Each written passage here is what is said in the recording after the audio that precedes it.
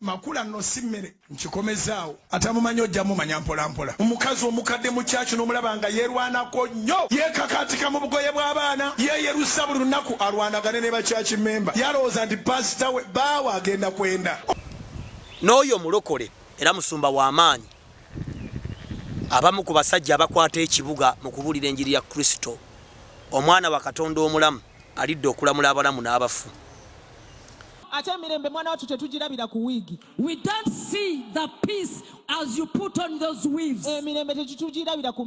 Peace is not about your makeup. No.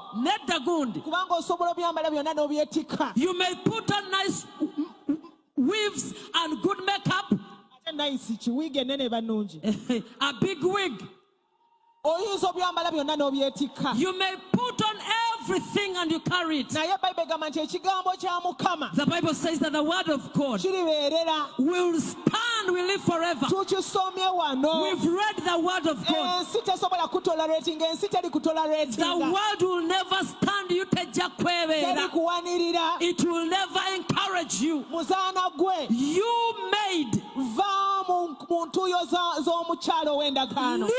leave the sweat of the covenant woman and remove your sluggish work out of her own sweat. N'oyo mulokole mukyala wa musumba wa Mega Church. Bwoba yagala kuwolereza madamu Susan Bujingo muwolereze, it is okay, muwolereze, it's fine. Naye mama Jessica tomukola kaataaka. Kubanga bomukola kaataaka nga tukuleetako naawe nga tukusaako embeera. Tukusaako embeera ate gwe tojja kugyetegereza. So bw'okwata ku mama Jessica Kayanja oba okutte ku balokole muve ku mama Jessica byakoze abikoze. Omukazi oyo asabidde eggwanga, omukazi oyo anoonyeza Katonda, omukazi oyo anayambye abaana, omukazi oyo yena ali awo mukalu omulaba afaanana nga bankasi. Oli awo oli ku mama waffe gw'ozanyirako. Va ku mama waffe mukazi gwe, va ku mama waffe. Bulumi vyo nja kuzeeta wano kwa iPad bazinsindikidde. Tiyetunda mama Jessica ti tomulaba constituting nga yetunda. Tiyekuba mpiso nga gwe weekunda gwa Amanda. Oli awo otambula oli omega oyomba. Tujja kukwambula, ojja kubitegera ebintu bitwogerako. Tujja kukwambula. Vaku mama Jessica muvire koddala. N'oyo mulokole watugambe tutya. Sinze ndokola, sinze nanyine bulokozi. Nange nalokka bulokozi, nange ntoba byange. Nene mki mulokole era mukwano gwange Pastor Mondo Mugisha. Pastor Mondo Mugisha nkutumiddeko na woli atasobodde babatasobodde kujja mutaginge ko Pastor Mondo Mugisha. Ensonga eriwo olwaleero y'ensonga y'abaweereza ba Mukama ab'amaanyi okuyimiranga ku bituuti ne beesindikira ebigambo ebikankana naye nga bonna baweereza Katonda omu ow'amazima naye ate bo nga si ba amazima kubanga tubalabira ku bibala byabwe. Musumba Sara yaŋŋamba Dokita Tiamali ne bwe mbeera nze nga nyimiridde ku kituuti ne ntandika okwegulumiza tambula ovengawo. Naŋŋamba maze mu bulokozi emyaka 40 naye nkubuulira kino Katonda waatagulumizibwa toyimirirangawo. Anywhere God is not lifted up, anywhere Christ Yeshua HaMashiach is not lifted up, flee that place and go away. Omuntu wayimiranga natandika okwewaana, natandika okwepanga, nayogeranga nannyine buyinza, nayogeranga Lusifa, tambulanga oveewo. Njagala mutegeere kino, lwaki bino bibeerawo mu kkanisa? Waliwo alowooza ani Katonda afuluma eggwanga lya Uganda? Nedda. Ekimu kusomezibwa okutegeera mbulokozi nti ne munzikiza Katonda akola. Nkubalage lwaki akola. Omanyi nti kapa egoba emmese mu nzikiza ekiro ne ziddukira mu mabaati. Mu nzikiza gwe nga tolaba kintu na kimu. Omanyi nti akawundo katambula kiro. Omanyi nti embwa esobola okugoba akamyu ekiro ne kakwata mu nzikiza gwe nga tolaba. Kitegeeza ina night vision mode. Bw'ate gy'otalina. kati ate Katonda yabitonda alaba mu nzikiza okusinga ne bwalaba mu kitangaala. Kitegeeza nti mu biseera ng'ekkanisa eri mu kizikiza oba mu kiwonvu Katonda abeerawo ng'alaba. Wabula ekyo yakireeta kubanga Bayibuli egamba nti bwe mukuŋŋaana mu mmwe njagalamu enkaayana nsooke ndabemu abange mbalondobe. Twamanya tutya nti Solomoni bamuwadde amagezi ge yasoma. Solomoni kasa abakazi baleeta omusango omuzibu mu maaso ge n'agusala mu mazima ne mu magezi lwe twamanya nti Mukama yamuddamu era ayina amagezi. Tumanya ddi nti ekkanisa eweebuuse era ekkanisa sitaani ajambudde nga batabani ba Skeeva eri bwereere bwe wajjawo ensonga eyandibadde ekwatibwa ab'omwoyo oba ab'amagezi ne balwanira wamu ne batandika ogyebaganiramu mufo ky'okufuna ky'okubula solution kubanga mu Bayibuli fe abalokole tuli ba problem solvers. Ebizibu weebiri ye, ennaku weeri ye, okusobagana weekuli ye, okwawukana weekuli ye, obusungu weebuli ye, setaani waali ye. Musumba Saala oyo gw'olengera mu kavidiyo wansi ye yagamba nti abalokole balowooza setaani yafa era n'akukyalenjinga n'akugamba nti njagala ondagenda entaana ya setaani kubanga tusobola okugenda Isirayiri nenkulaga entaana Yesu bwe bamuziika n'asuukira ne tewali ntaana ya setaani. Omutema gw'otwala okumanya Katonda gw'oyina n'okutwala okumanya enkola za setaani kubanga bw'otabalansinga lw'olimanya enkola ya setaani ogenda kugwa ate ogaana okudda. Nzira ku nsonga maama nsooka ne maama eyasoose eyavumye maama Kayanja.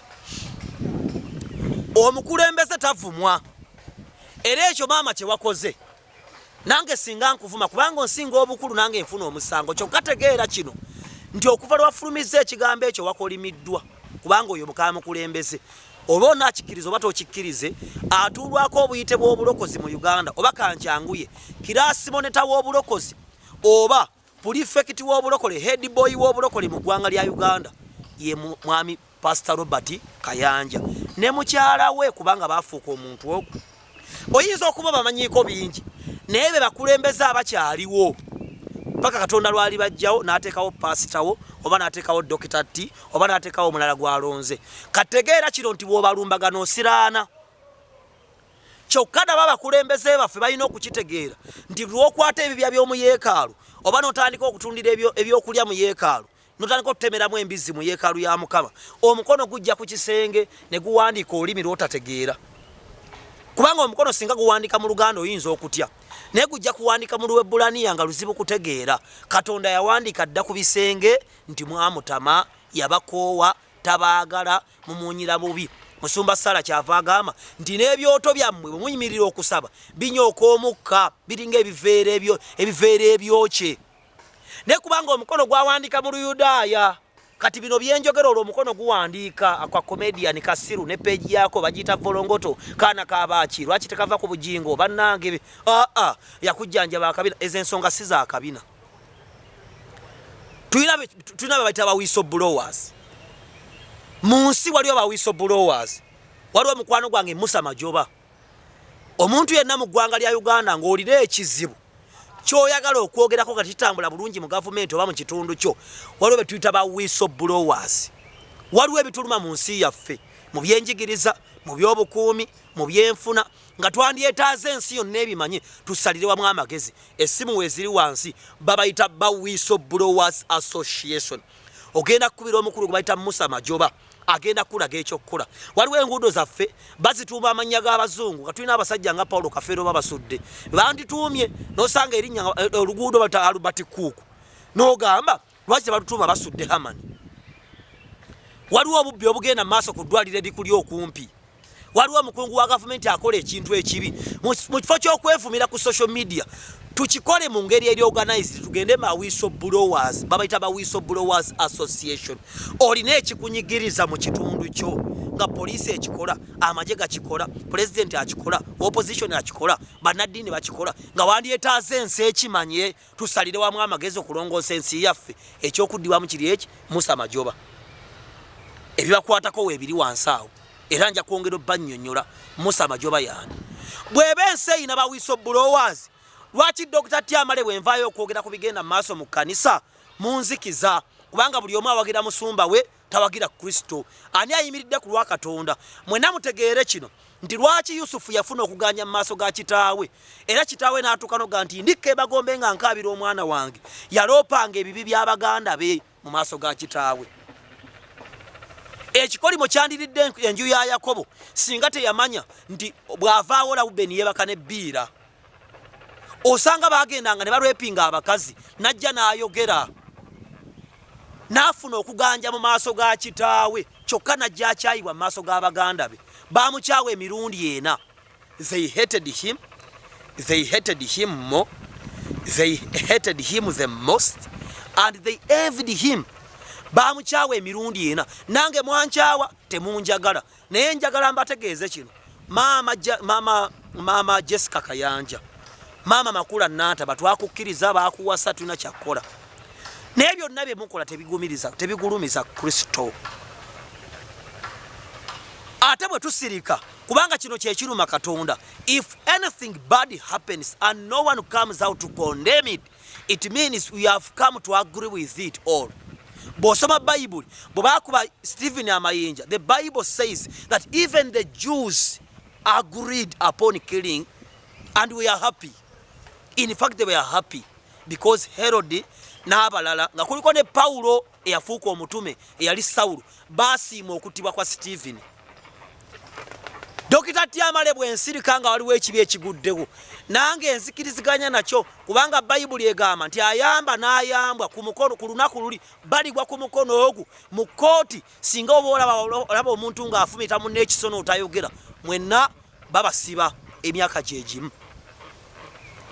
Nze kati kanjogere obuzibu tulina mu ggwanga lya Uganda pasita omu mwenzi omu mubbi omu alina omukazi owokubiri omu yabba ettaka omu asiyaga omu mufere. Kakati omufere bwayogera ku musiyazi omusiyazi ngadduka agati wa banna kati buli pasita atya okunenya ku munne kubanga buli pasita alina ekibi kyakola atya kyamanyi.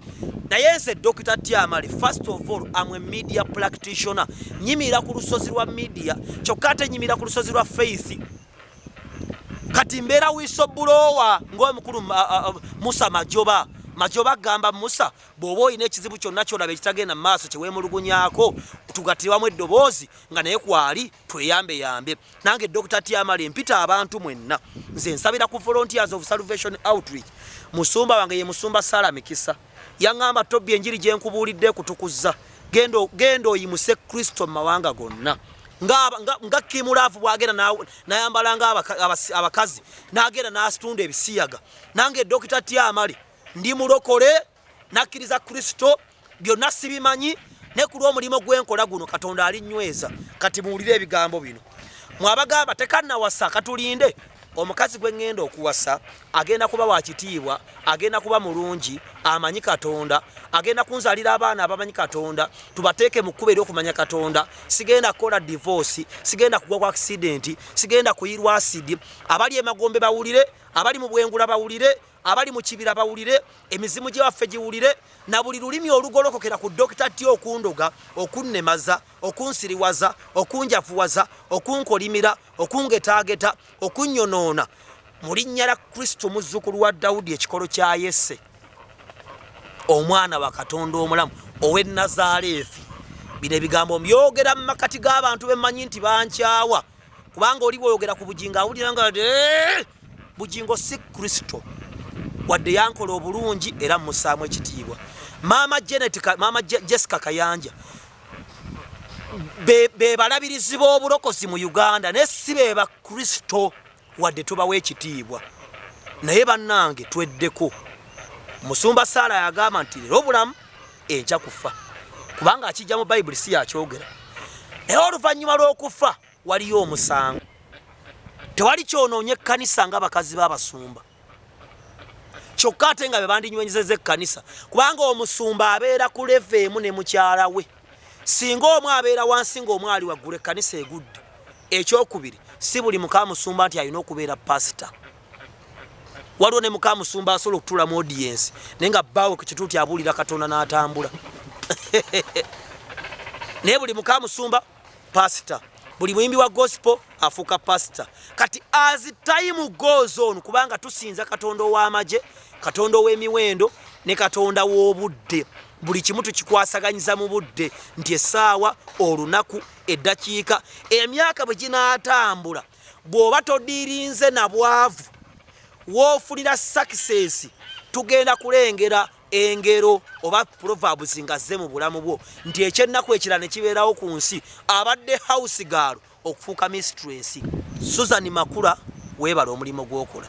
Omwami akuwaana nga bw'otali mangu era bw'otali mmere, naye ne Kristo muliro ogwokya.